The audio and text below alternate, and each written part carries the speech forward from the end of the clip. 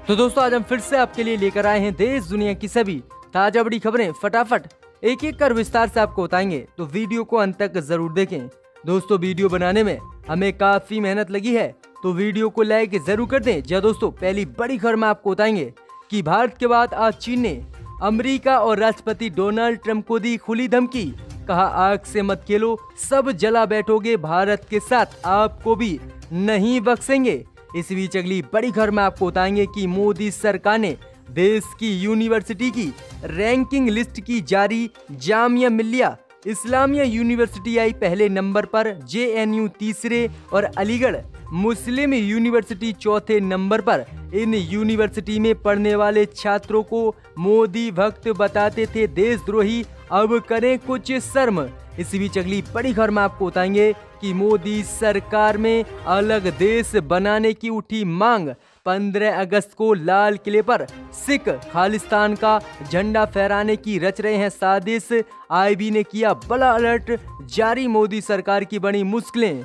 इस बीच अगली बड़ी खबर में आपको बताएंगे कि राजस्थान के सियासी संकट को लेकर मायावती ने कांग्रेस का किया समर्थन। कहा बहुजन समाज पार्टी के सभी 6 विधायक कांग्रेस के खिलाफ विश्वास प्रस्ताव में करें वोट, बीजेपी का दे साथ। इस बीच अगली बड़ी खबर में आपको बताएंगे कि मोहम्मद साहब के खिलाफ बेंगलुरु में कांग्रेस विधायक के भतीजे के सिर कलम करने को लेकर व्यक्ति ने 51 लाख का रखा इनाम। कहा जो भी इसका सर करेगा कलम उसको देंगे 51 लाख का इनाम।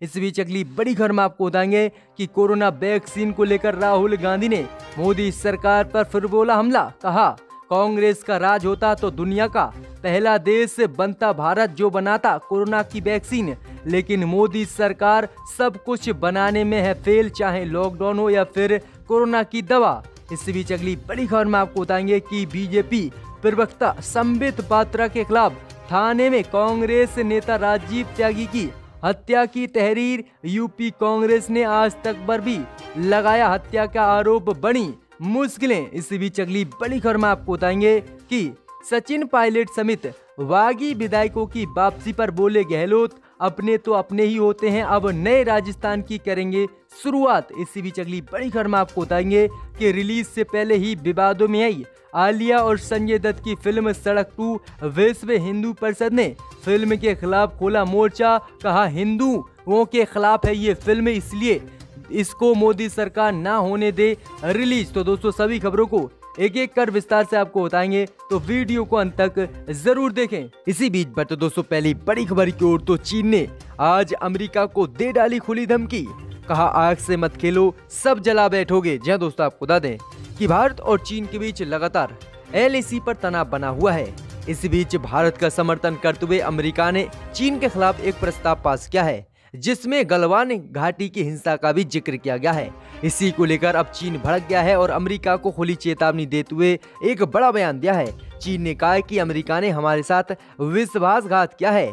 वहीं चीन ने आगे कहा कि अमेरिका को अपनी हद में ही रहना चाहिए। चीन ने चेतावनी देते हुए कहा कि अमेरिका आग से खेलने का काम कर रहा है और इस बात की पूरी आशंका है कि ऐसा ही चलता रहा तो सब कुछ अमेरिका जला बैठेगा। वहीं चीन ने कहा है कि भारत के साथ तनाव बढ़ाने में अमेरिका का अहम हाथ है और भारत को उकसाकर चीन से बढ़ाने के लिए अमेरिका लगातार भड़काऊ बयान दे रहा है और भारत का समर्थन कर रहा है, जिससे इन देशों में युद्ध जैसे हालात बने और हम अमेरिकी फायदा उठाए। तो एक काफी बड़ा हमला आज चीन ने बोला है अमेरिका पर। इसी बीच पर तो दोस्तों अगली बड़ी खबर की ओर, तो मोदी सरकार ने देश की यूनिवर्सिटियों की रैंकिंग की जारी। जामिया मिल्लिया इस्लामिया यूनिवर्सिटी आई पहले नंबर पर, जेएनयू तीसरे और अलीगढ़ मुस्लिम यूनिवर्सिटी चौथे नंबर पर। इनमें पढ़ने वाले छात्रों को मोदी भक्त बताते थे देशद्रोही। जी दोस्तों आपको बता दें कि मोदी सरकार ने सेंट्रल यूनिवर्सिटी की रैंकिंग लिस्ट जारी कर दी है,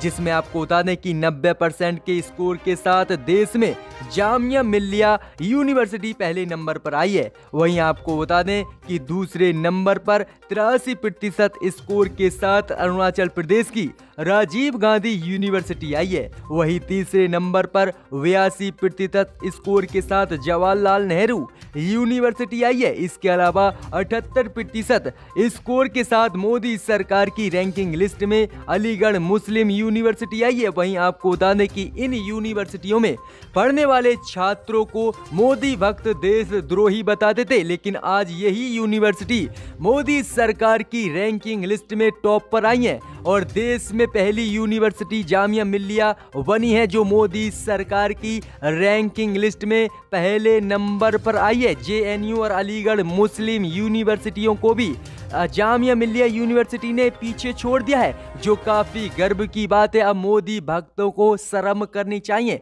जो इन लोगों को देशद्रोही बताते थे, आज वही यूनिवर्सिटी देश के पहले नंबर पर है। इसी बीच बढ़ते दोस्तों अगली बड़ी खबर की ओर, तो मोदी सरकार की बड़ी मुश्किलें, आईबी का बड़ा अलर्ट। 15 अगस्त को लाल किले पर खालिस्तान का झंडा फहराने की साजिश, अलग देश बनाने की रच रहा है खालिस्तान संगठन साजिश। जहां दोस्तों आपको बता दें कि स्वतंत्रता दिवस यानी 15 अगस्त को लेकर आईबी ने बड़ा अलर्ट जारी किया है। आईबी ने अपने अलर्ट में कहा है कि खालिस्तान समर्थक संगठन सिख फॉर जस्टिस के आकाओं में से एक गुरुवंत पंत सिंह पन्नू ने 14 और 15-16 अगस्त को लाल किले पर खालिस्तान का झंडा फहराने वाले सिखों को $1.25 लाख देने की घोषणा की है। इस ऐलान के बाद से लाल किला की कड़ी सुरक्षा बढ़ा दी गई है। वहीं खालिस्तान समर्थक चाहते हैं कि पंजाब को एक अलग देश भारत से अलग कर बना दिया जाए और इसी मांग को लेकर 15 अगस्त को लाल किले पर खालिस्तान झंडा फहराने वाले हैं, जिसको लेकर आईबी ने बड़ा अलर्ट जारी कर दिया है। तो किस तरह से मोदी राज्य में अलग देश तरक्की भारत में सिख मांग करने लगे हैं। मोदी भक्तों को और मोदी सरकार को इसके बारे में सोचना चाहिए कि हिंदू मुस्लिम की राजनीति ने देश को किस तरह से तोड़ दिया है। तो ये बड़ा ऐलान सिख फॉर जस्टिस संगठन ने किया है कि 15 अगस्त को हम लाल किले पर खालिस्तान का झंडा फहराएंगे और अलग देश बनाएंगे पंजाब को। तो ये काफी बड़ी अपडेट है। इसी बीच बढ़ते दोस्तों अगली बड़ी खबर की ओर, तो राजस्थानी सियासी संकट को लेकर बड़ी अपडेट। मायावती आई बीजेपी के साथ, बहुजन समाज पार्टी के 6 विधायकों को आदेश किया जारी, कहा विश्वास प्रस्ताव में कांग्रेस के खिलाफ करें वोट, बीजेपी का दे खुलकर साथ। जी दोस्तों आपको बता दें कि राजस्थान में आज शुक्रवार को विधानसभा का सत्र बुलाया गया है। इस दौरान बीजेपी अविश्वास प्रस्ताव लाने की बात कर रही है।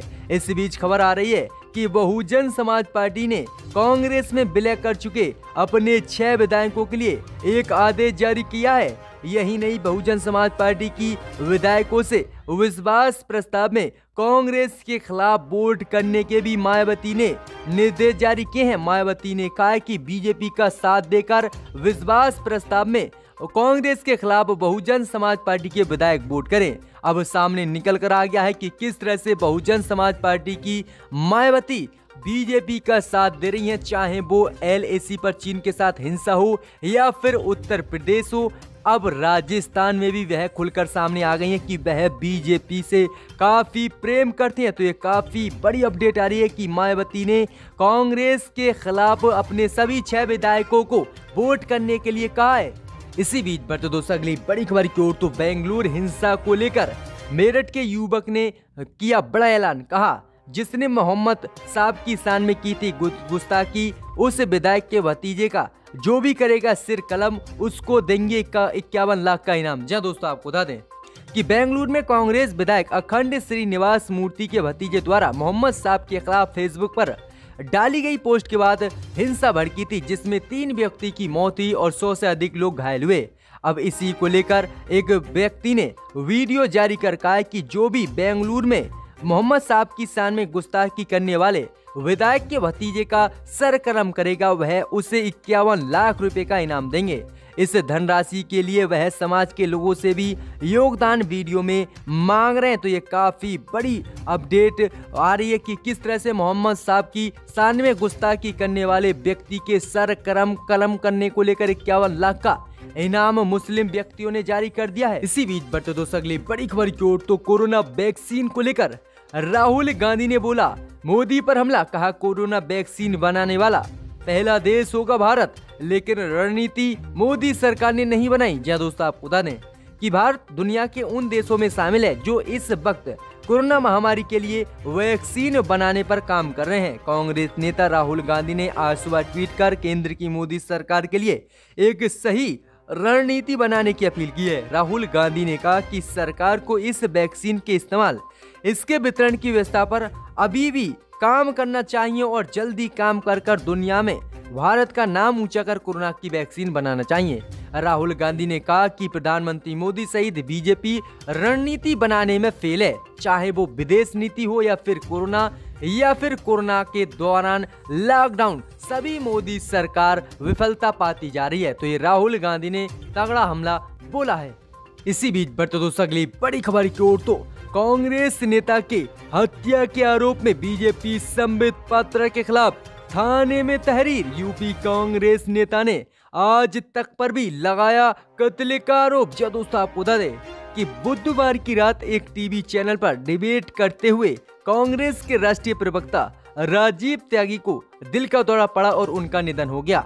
वहीं इसी को लेकर लखनऊ के हजरतगंज थाने में इस मामले में यूपी कांग्रेस प्रवक्ता अंशु अवस्थी की तरफ से एक एफआईआर दी गई है, जिसमें भाजपा प्रवक्ता संबित पात्रा और टीवी एंकर रोहित सरदाना के खिलाफ राजीव त्यागी की मौत का आरोपी बनाया गया है। और आज तक पर भी एफआईआर की गई है कि इन्होंने जहरीले एजेंडे के तहत उनको दिल का दौरा पड़ा था और उनका निधन हुआ है। वहीं आपको बता दें कि टीवी डिबेट के दौरान कांग्रेस नेता राजीव त्यागी की तबीयत खराब होना और दिल का दौरा पड़ने के बाद निधन होना यूपी को लेकर ये काफी बड़ा हत्या का आरोप आज तक न्यूज चैनल और संबित पात्रा पर लगाया है। अब संबित पात्रा और आज तक के एंकर जो रोहित सरदाना है, मोदी की दलाली करते हैं, इन पर कड़ा एक्शन लिया जाएगा और ये लोग जेल में अब सड़ेंगे। तो ये काफी बड़ी अपडेट आ रही है। इसी बीच बढ़ते दोस्तों अगली बड़ी खबर की ओर, तो सचिन पायलट समेत बागी विधायकों की बासी पर बोले गहलोत, अपने तो अपने ही होते हैं, आखिरकार कुछ भी हो। जब दोस्तों आपको बता दें कि करीब एक महीने से चल रहे राजस्थान में सियासी संकट के बाद अशोक गहलोत तथा सचिन पायलट के समर्थक विधायक अब कांग्रेस में वापसी कर गए हैं। अब इसी को लेकर अशोक गहलोत ने बड़ा बयान दिया है। अशोक गहलोत ने कहा कि इन 19 सचिन पायलट के विधायकों के बिना भी वह विधानसभा में पूर्ण बहुमत साबित कर सकते थे, लेकिन उन्हें खुशी नहीं होगी। आगे उन्होंने कहा कि अब कांग्रेस में सचिन पायलट खेमे के विधायकों की वापसी हो गई है, जिससे मैं काफी खुश हूं, आखिरकार अपने तो अपने ही होते हैं।